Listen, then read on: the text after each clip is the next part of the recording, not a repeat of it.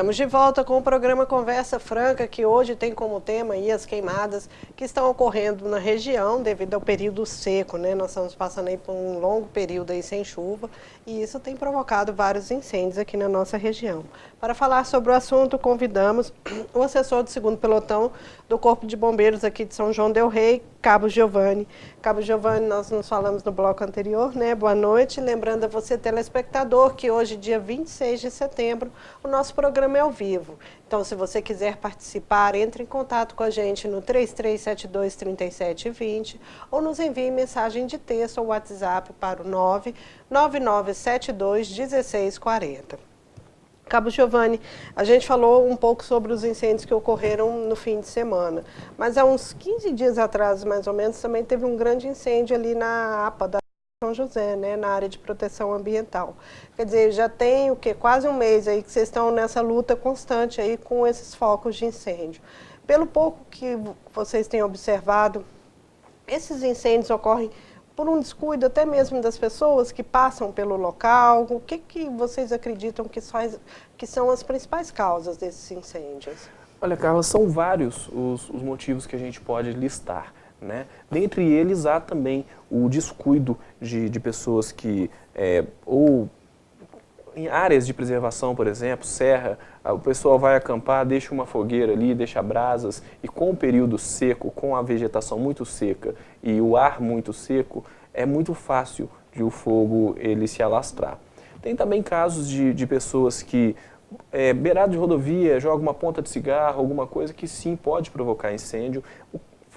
A possibilidade de o incêndio ele se iniciar quase que de forma espontânea, devido ao clima muito seco ou a incidência de raios solares em algum vidro, alguma coisa ali que vá aumentar aquele calor e gerar um incêndio, é muito pequena. A maior parte das vezes é provocado por ação humana, sem contar que a gente tem sim casos de pessoas que provocam deliberadamente incêndios ou por despreparo para lidar com alguma determinada situação. Por exemplo, pessoas que tentam fazer limpezas em áreas rurais através da queimada. Só que isso não é totalmente proibido, mas isso tem que ser regulamentado, tem que ser de acordo com o IEF, tem que ter autorização do IEF, né? E tem que ter, porque tem que ter tudo ali certinho, porque nesse período, qualquer fagulha, qualquer chama pode espalhar muito rápido, o fogo espalha muito rápido, né? Tá ventando muito, além de tudo, nesses últimos, agosto, setembro,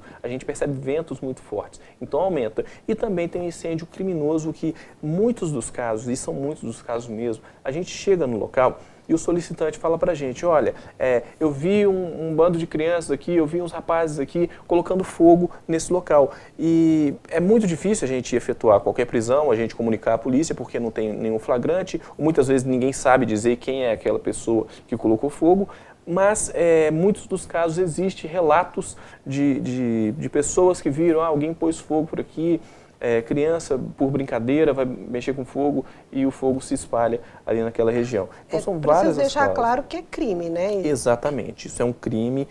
A pessoa que vê, que conseguir nos comunicar em tempo, porque o que acontece é que muitas vezes a pessoa viu, comunica, só que chega lá, não existe flagrante, ou aquela pessoa já foi embora. Então, muitas vezes é difícil, realmente, a gente pegar aquela pessoa. Agora, se conseguir pegar, é caso de multa e até prisão, porque é crime, né? Eu recordo de uma situação em que é próximo ao Corpo de Bombeiros, e foi por isso que foi possível a gente conseguir pegar a pessoa, foi muito próximo do nosso quartel.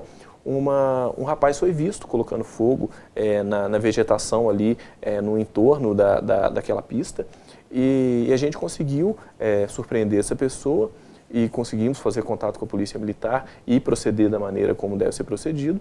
E esse incêndio que o rapaz falava que não tinha maldade de pôr fogo, de o fogo se espalhar. Ele não sabia explicar exatamente por quê. Na verdade, uma pessoa que põe fogo não tem explicação, né?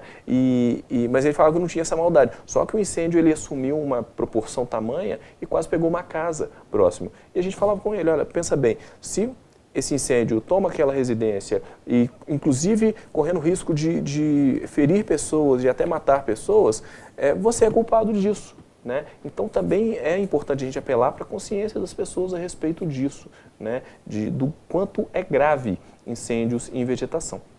A gente tem agora o exemplo... Esse trabalho vocês já fazem antes do período de seca, de conscientização, né? A gente Vocês sempre tenta têm fazer. um trabalho, né? A gente sempre tenta fazer esse trabalho de conscientização com palestras em escolas, com um trabalho junto à mídia também, para tentar trabalhar com essa parte de conscientização, evitando que haja esse tipo de ocorrências.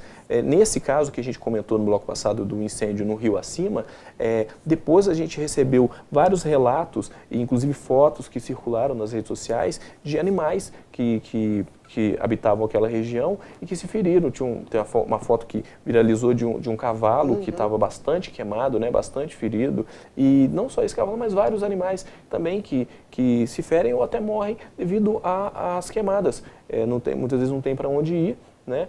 Então não é raro a gente estar em combate numa região onde há fogo em vegetação e a gente se deparar com animais mortos, com vários animais mortos. Além de tudo, a destruição... É uma destruição não só da flora, como da fauna. Exatamente. Também, né? É todo um ecossistema aí. Exatamente. Né? E tem um outro caso também que se torna bastante comum, é que conforme vai colocando fogo nessas regiões, a gente tem situações de pessoas nos chamando para resgatar animais que vão para dentro de casa. Então, animais que são da região de mata, por exemplo, o ouriço, né, que ele habita as matas, ou gambás, qualquer tipo de animal assim, vai para dentro de casa, porque queima, né, a região onde ele está habitando, ele vai para a área urbana, vai para dentro das casas, e então aumenta, inclusive nesse caso, aumenta esse tipo de ocorrência, esse tipo de solicitação. E esses dias tem esse tipo de ocorrência para vocês? Sim, sim. Nas últimas semanas a gente teve aí umas 3 ocorrências desse tipo, principalmente ouriço cacheiro. Na parte do rio acima ali? Não, isso na cidade, espalhado na cidade de um modo geral. Porque não só naquela região, mas qualquer região onde haja vegetação, né, quando queima, a tendência é que esses animais vão para dentro das casas, né, vão para a área habitada. Né, e aí acaba sendo solicitado também o Corpo de Bombeiros para esse tipo de situação. Então, é mais uma das facetas do quanto os incêndios causam danos ao meio ambiente e causam também problemas, de modo geral, à população. Além da fumaça, da fuligem, a gente tem mais esse problema também. Ok. Cabo Giovanni, você falou sobre o rapaz, né, que vocês conseguiram pegar porque estava próximo ali ao Corpo de Bombeiros. O que a gente observa muito são as pessoas colocando fogo em lotes, né? Lotes vazios, até que eles fazem, tem que aproveitar que o mato está seco para poder, né, tipo, fazer a capina no fogo, né? Acho que muitas pessoas têm essa ideia, que é uma ideia errada. Até mesmo em terreno urbano e tudo, precisa da autorização do IEF para se fazer essa queimada? Como que funciona em terreno urbano? Nesses casos, precisa de uma autorização do setor de parques e jardins da prefeitura. Né? Só que essa autorização, ela vai contar com vários...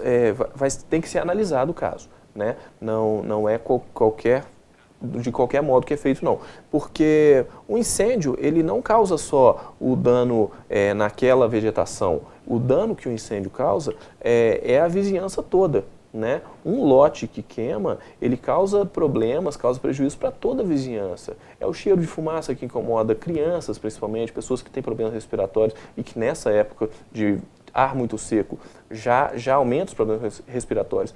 Com fumaça piora, a fuligem que vai para as casas, que vai sujar toda a região. Então, tudo isso tem que ser analisado. Então, não é qualquer também autorização. Se for um local onde há possibilidade, onde não há muitas casas próximas, talvez seja permitido. Mas, nesse tipo de situação, geralmente é aconselhado a fazer uma limpeza de fato, a fazer a capina, né? A gente tenta, inclusive, fazer vistorias em loteamentos, em lotes na região, para ver se a gente consegue conscientizar as pessoas a respeito disso, a respeito da necessidade de fazer a limpeza. Quanto mais mato tiver acumulado, mais lixo tiver acumulado naquela região, maior é a possibilidade gerar um incêndio. E a gente está falando também de uma cidade em que há muitos bairros novos, né? A gente percebe aí a presença de muitos loteamentos novos, muitos bairros novos, como é o caso, por exemplo, ali na região do Corpo de Bombeiros, a Vila Belisário, ou para o lado das Águas Santas, a gente tem também muitos loteamentos, muitas construções novas e muitos terrenos vazios, muitos terrenos com muito mato.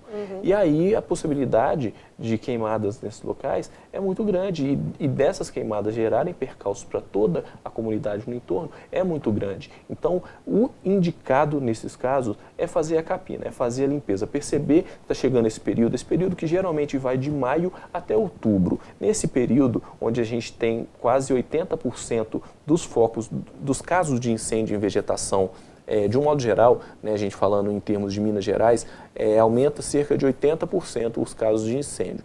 E nesse período já é propício a queimar. Então o proprietário de loteamento, o proprietário de um lote, ele tem que prestar atenção nisso para evitar ter esses problemas também. Ok. Lembrando a você, telespectador, que quiser participar, entre em contato com a gente no 3372-3720 ou nos envie mensagem de texto ou WhatsApp para o 99972-1640. Nós vamos para um breve intervalo e voltamos já já.